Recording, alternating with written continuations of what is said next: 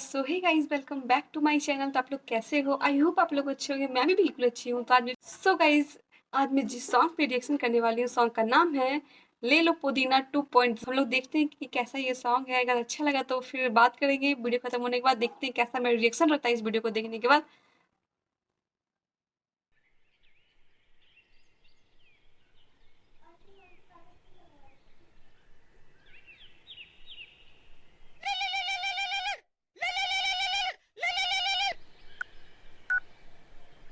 Hello, क देलन गुड़गोबर। अरे का भइल? का भइल? हमार शादी सेट हो गई।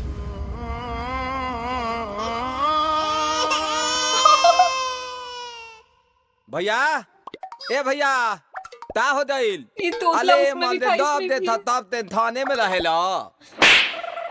अब काहे माल देला? सुन है ने ये दो थल आइडिया बताई ता। ना ते अपन आइडिया अपने भेरी राख, न त मार के मुंह फाड़ दे। अब हमार लीला देख।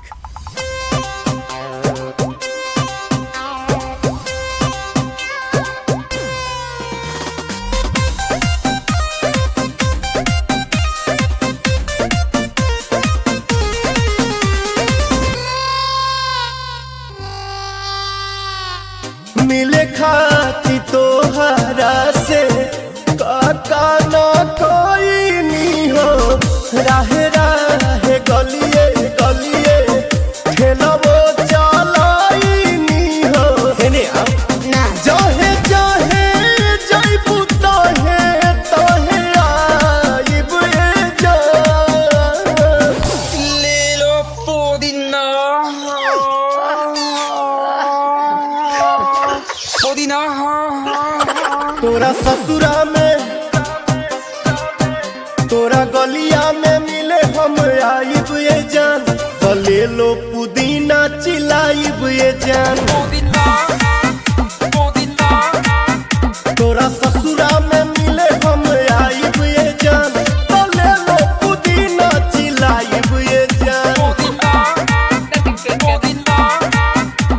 अरे रबिया, एकरा तो कोनो फर्के नहीं इसमें भी पड़े। रवि नाम है, उसमें बे भी लोता ना भौजी ते हम मनावतानी। हाँ हाँ मनाओ जो। एकला के छोली ते दूधा थोड़ा बुदुला हवा। एकला के छोली ते दूधा थोड़ा बुदुला हवा। और हम बाबा किली पा कली है कटत बिया हवा। और हम बाबा किली पा कली है कटत बिया हवा। बे भैया, हरदम हम पिताते रहिला, दा तू थम दा। जेसीबी से दिलवा हमर कोड़ दिहलू आधे राह में छोड़ दिहलू हो।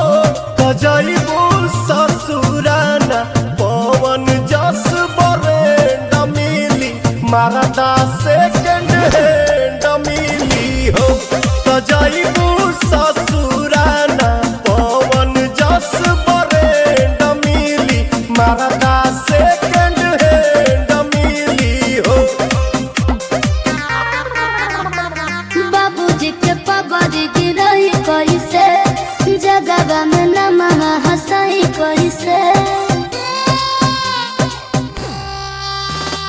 बाबूजी के पगड़ गिरई कैसे, जगवा में नमः हंसई कैसे। काहे मोने मोने देत बड़ गहरिए जान। बेचे के बहाने तारा कारिए जान।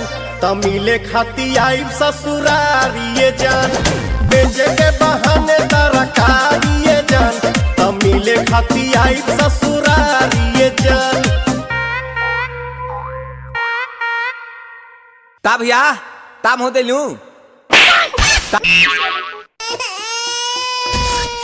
तो गाइस, ये सॉन्ग हो चुकी खत्म। ये सॉन्ग बहुत अच्छी है, बहुत कॉमेडी सॉन्ग है।